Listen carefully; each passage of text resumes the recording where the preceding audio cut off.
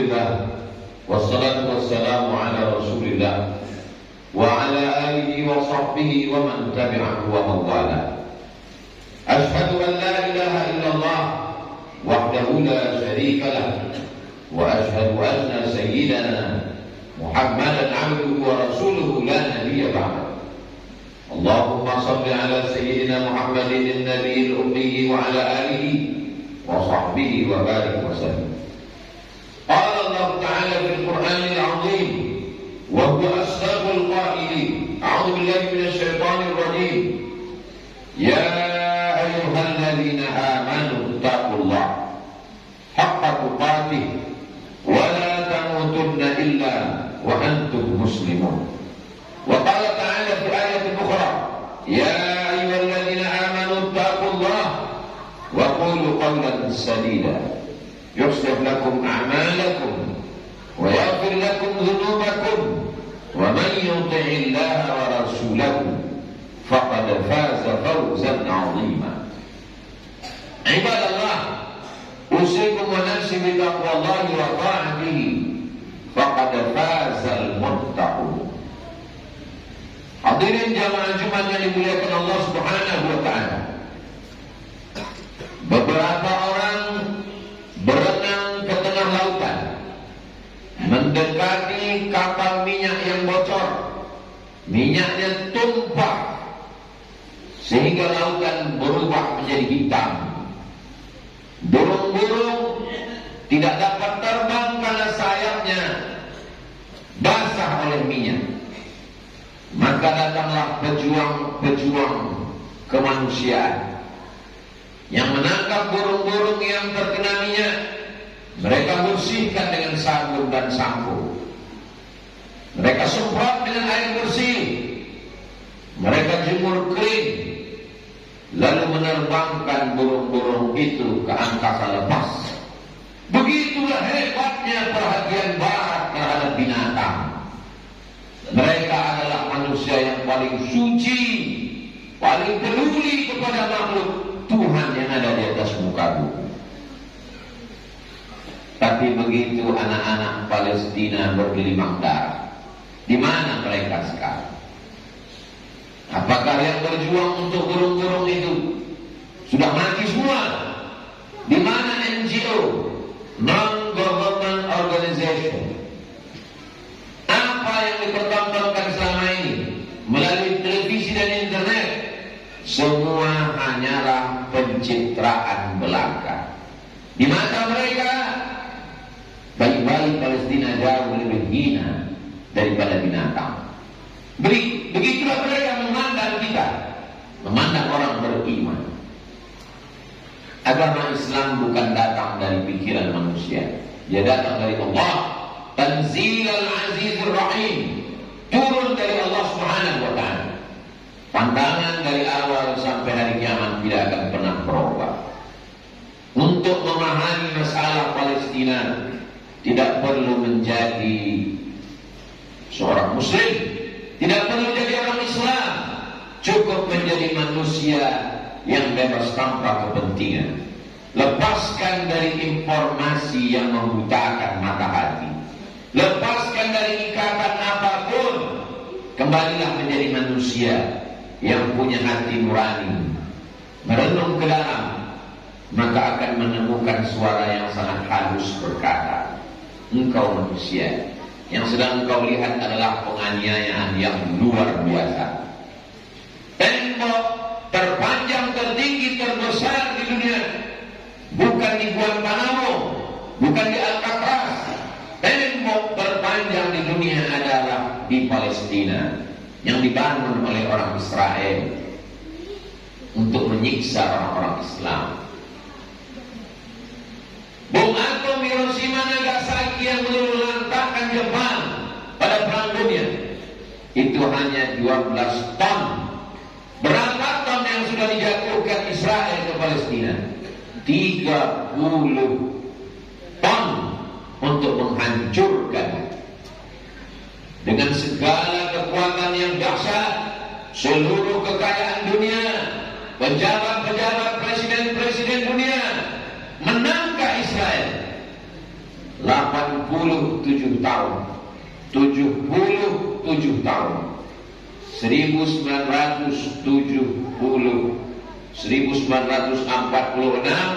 sampai hari ini 2023 mereka belum bisa mengusir orang Palestina dari Gaza, dari Palestina yang disebut Allah Subhanahu wa taala, subhanalladzi asra bi 'abdihi lailan minal masjidil haram ila al masjidil aqsa alladzi barakna haula. Kami berkah di sekelilingnya, tempat hijrahnya para nabi-nabi. Nabi Ibrahim alaihissalam hijrah dari Babilonia ke Palestina. Nabi Musa alaihissalam dari Mesir ke Palestina. Nabi Isa alaihissalam lahirnya di Palestina.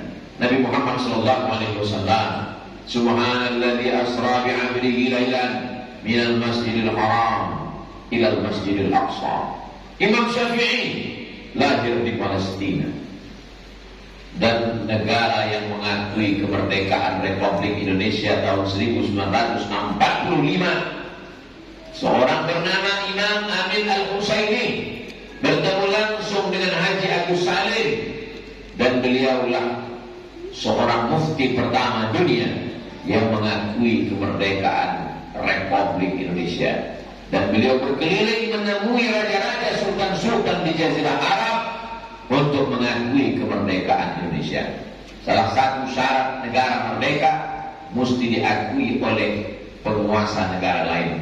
Dan negara-negara merdeka yang mengakui Indonesia pertama adalah Mesir, selanjutnya adalah Palestina. Apapun agamamu, apapun keyakinan, selama engkau menjadi orang Indonesia, maka kau berhutang budi terhadap Palestina. Tapi budi yang baik itu apa balasannya sekarang? Ejekan, caci maki, sumpah serapah. Ketidaktahuan bisa dicari dengan ilmu pengetahuan. Orang yang tidak tahu kita beritahu. Tapi kebodohan, kejahilan, kedunguan, sifat tidak mau tahu lebih parah daripada binatang. Maka kata Allah, ulaika kal an'am, mereka yang tidak mau menggunakan telinganya untuk mendengar, matanya untuk melihat, hatinya untuk merenung, otaknya untuk berpikir. Ulaika kal an'am, mereka lebih hina daripada binatang. Bal hum adall, lebih hina daripada semua makhluk yang melata hina di atas muka bumi Allah Subhanahu wa ta'ala. Kalau dikatakan orang Palestina itu adalah teroris, maka adakah yang lebih menakutkan dan menakut-nakuti daripada Israel? Maka Israel lah teroris yang sesungguhnya. Bagaimana dengan Prancis yang menjajah? Apa yang mereka jajah? Tunisia, Aljazair, Maroko, menumpahkan darah. Bukankah mereka teroris yang sesungguhnya? Dari sejak sekolah dasar kita sudah diajarkan 350 tahun Indonesia dijajah oleh Belanda. Walaupun tidak semua orang Indonesia mengakui penjajahan itu. Sampai hari ini orang Aceh merasa tidak pernah dijajah oleh Belanda, karena Belanda tidak pernah berkuasa di Aceh. Tengku Umar dengan santainya berkata, aku tidak akan pernah berhenti melawan Belanda. Kalau aku mati malam ini, aku akan mati syahid. Kalau aku hidup besok pagi, aku masih bisa minum kopi di Maulamu. Mereka memandang hidup ini hanya seperti setengah sayap nyamuk. Tak berarti, tak bermakna apa-apa. Hidup hanya pinjaman Allah Subhanahu wa ta'ala. Adakah yang lebih kejam daripada Jepang? Sampai ada orang tua-tua yang merasakan penjajahan itu berkata, 350 tahun dijajah Belanda, 3 tahun setengah dijajah Jepang. Lebih menyakitkan lagi Jepang. Tanah yang kita injak, rel kereta api yang kita lalui adalah darah para syuhada. Mereka lah teroris sesungguhnya. Kenapa Palestina dikatakan teroris, Hamas dikatakan teroris? Yang lebih menyakitkan, orang Islam terikut-ikut mengatakan karena teracuni oleh informasi di sosial media. Mereka orang yang melawan karena negara mereka merdeka. Mereka adalah bangsa yang merdeka. Tahun 1945 kita dijajah Belanda, mereka merdeka. Karena Israel baru datang 1946. Setahun setelah kita memproklamirkan kemerdekaan Republik Indonesia 17 Agustus 1945, baru Israel datang menjajah. Kalaulah orang yang melawan tanah airnya disebut teroris, maka Pangeran Diponegoro melawan Belanda, apakah dia teroris? Pakimura melawan Belanda, apakah dia teroris? Imam Bonjol melawan Belanda, apakah dia teroris? Betapa banyaknya teroris di negeri kita ini. Kalau metode itu kita pakai, mari gunakan akal pikiran bahwa membela tanah air adalah bagian dari iman, bukan hadis Nabi. Itu kata-kata iman yang selalu kita lantunkan, hubbul watan minal iman. Cinta tanah air bagian dari iman. Seandainya cukup dengan perdamaian di atas meja bundar, untuk apa Bung Tomo meneriakkan Allahu Akbar? Untuk apa Jenderal Sudirman masuk bergerilya ke hutan? Negeri ini merdeka karena berdarah-darah. Tidak semuanya selesai dengan perundingan. Apalagi berunding dengan Yahudi yang penuh dengan kebohongan, tipu muslihat. Waja'u ala qamisihi bidamin kadhib. Anak-anak Nabi Yakub datang membawa baju Nabi Yusuf yang sudah dilumuri dengan darah. Lalu mereka berkata kepada ayahnya, "Ayah, adik kami Yusuf sudah dimakan serigala." Ayah kandung mereka bohongi, Nabi mereka bohongi. Apalagi hanya sekedar perundingan perjanjian damai. Sejak mata kita melihat televisi tak berwarna hitam putih, sampailah setua ini kita melihat perjanjian perdamaian tidak akan pernah terwujud karena mereka tidak mengerti bahasa perdamaian. Yang mereka mengerti adalah bahasa senjata jihad yang dapat melepaskan Palestina. Tapi ketika kita berjihad, akan dikatakan sebagai radikal, akan dikatakan sebagai teroris. Kalau orang berjihad membela tanah air yang disebut radikal dan teroris, maka Indonesia lah orang yang paling banyak teroris dan radikalnya. Dari Sabang sampai Papua, negeri ini merdeka bukan hanya karena perdamaian, perjanjian, lobi-lobi, tapi karena kekuatan teriakan Allahu Akbar. Kita memperingati Hari Pahlawan tepat pada hari ini 10 November. Tapi orang lupa, kenapa pahlawan itu rela mati? Anaknya dia tinggalkan, istrinya dia tinggalkan. Kenapa mereka rela mati? Karena beberapa hari sebelum itu mereka meminta fatwa kepada ulama. Keluarlah resolusi jihad, dikeluarkan oleh Hadratus Syekh Hasyim Asy'ari dari Tebu Ireng, Jombang, Jawa Timur, mengeluarkan resolusi jihad. Orang Islam yang mati melawan Belanda, maka matinya mati syahid. Itulah yang mendasari Hari Pahlawan. Dari tanggal 22 November, 22 Oktober sampai 10 November, ada waktu 12 hari bagi mereka mensosialisasikan dari pesantren ke pesantren, dari kiai ke tuan guru, kepada alim ulama. Negeri ini merdeka karena darah para syuhada. Wa tilkal ayyamu nudawiluha bainan nas. Demikianlah hari ini kami pergantikan di antara manusia. Untuk apa ada tahun lalu, sekarang tahun ini dan tahun depan? Untuk apa ada hari Kamis, hari ini hari Jumat dan besok hari Sabtu? Untuk apa Allah buat hari ini bagi kita? Wa tilkal ayyamu nudawiluha. Kami buat hari itu datang sini berganti. Tujuannya liya'lamallahu alladzina amanu. Allah mau melihat siapa yang istiqomah dalam iman. Wa yattakhidha minkum syuhada. siapa di antara kamu yang mati syahid? Kenapa orang Palestina itu tidak minta suaka politik ke Inggris, ke Amerika? Bukankah di Pekanbaru Riau sampai hari ini orang-orang dari Afghanistan masih ramai berunjuk rasa, masih disiapkan tempat sebagai pencari suaka politik yang akan menuju Australia, dilindungi oleh PBB, diberikan dana. Kenapa tidak ada orang Palestina yang datang ke Pekanbaru mencari suaka politik? Beda logika berpikir. Bagi mereka lebih baik kami mati sebagai syahid di Palestina. Negara yang paling gagal dengan sesuatu kekuatan yang sangat dahsyat adalah Israel, karena tidak bisa mengosongkan Palestina. Palestina melahirkan anak-anak.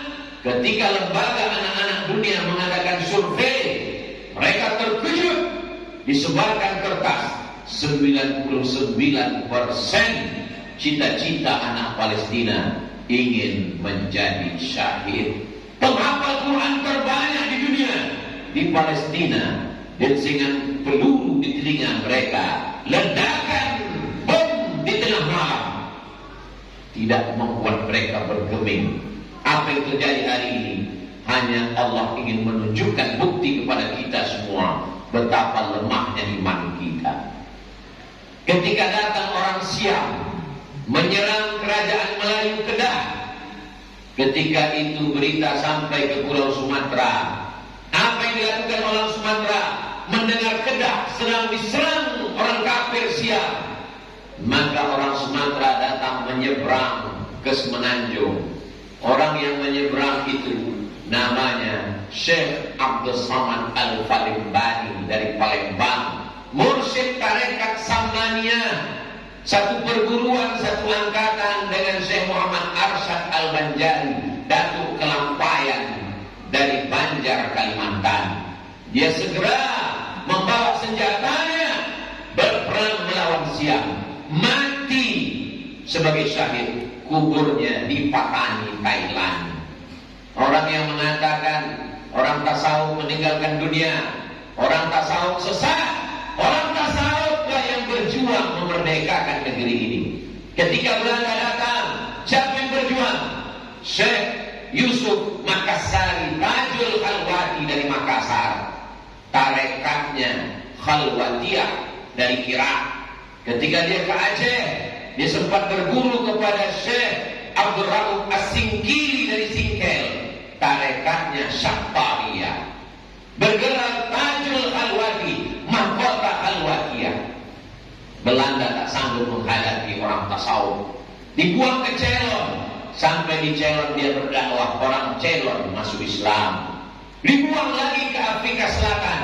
Sampai di Afrika Selatan dia berdakwah, orang Afrika Selatan masuk Islam. Dia mengajarkan prinsip persamaan di Afrika antara kulit putih dengan kulit hitam sama.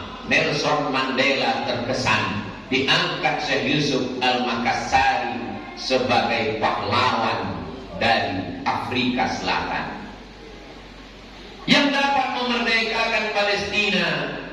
Perhatikan dalam sejarah, siapa yang pertama? Salahuddin Al-Ayyubi.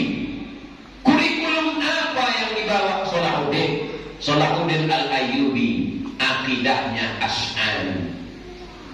Salahuddin Al-Ayyubi akidahnya akidah Imam Abul Hasan Al-Asy'ari. Fikihnya bermazhab Syafi'i. Tasawufnya ternyata dia mengkhatamkan kitab Ihya Ulumuddin yang dibaca oleh Imam Abu Hamid Al-Ghazali. Apa yang terjadi sekarang?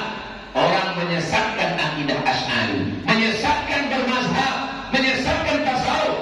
Orang Asy'ari, orang bermazhab, orang tasawuflah yang bisa membebaskan Palestina. Sudah ada contohnya, Imam Salahuddin Al-Ayyubi. Kenapa disebut Al-Qassam? Hamas, Harakah Muqawamah Muslimin, gerakan perlawanan orang Islam, punya satu brigade tentara, namanya Brigade Izzuddin Al-Qassam. Siapa Izzuddin Al-Qassam? Akidahnya Asy'ari, fikihnya Syafi'i, tarekatnya Syadzili, bertasawuf. kalau mau membebaskan Palestina mesti berakidah Asy'ari, berfikih Syafi'i, bermazhab paling tidak Hanafi, Maliki, Hambali, dan bertasawuf. Karena orang tasawuf lah yang sudah mati sebelum mati. Mereka sudah ditalqinkan guru mereka, la ilaha illallah. Kau sudah mati sebelum mati. Kehidupanmu hanya hadiah dari Allah. Kau sudah menjual dirimu, nyawamu, hartamu kepada Allah. Barang yang sudah dijual tak bisa dijual dua kali. Hanya pengkhianat yang menjual barang dua kali. Jamaah di mana dimuliakan Allah Subhanahu wa taala, akan lahir Salahuddin Izzuddin Al-Qassam di masa akan datang. Masalah Palestina tidak akan selesai dengan khutbah Jumat, tak selesai dengan penggalangan dana. Itu hanya usaha ikhtiar kita kalau kita mati menghadap Allah Subhanahu wa taala. Jangan pernah berputus asa. Apa yang dilakukan seorang laki-laki saat memandikan anaknya di tepi sungai, dia tunjuk ke seberang sana. Nanti kalau kau sudah besar, kau akan membebaskan Konstantinopel. Nanti kalau kau sudah remaja dewasa, kau akan menjadi tentara. Kau akan membebaskan Konstantinopel. Kalimat itu terngiang di hatinya, masuk ke otaknya. Akhirnya anak muda itu membebaskan Konstantinopel. Nama anak itu Muhammad Al-Fatih. Bisikanlah ke telinga anak-anak kita, kau akan membebaskan Palestina. Andai dia mampu, kita sudah tak lagi ada atas dunia, kita mendapat amal jariahnya. Andai tidak, dia tetap akan menolong agama Allah. Barakallahu li wa lakum bil Qur'anil 'azim wa nafa'ani wa iyyakum bima fihi minal ayati wa dzikril hakim. Wa taqabbal minni wa minkum tilawatahu innahu huwal ghafurur rahim.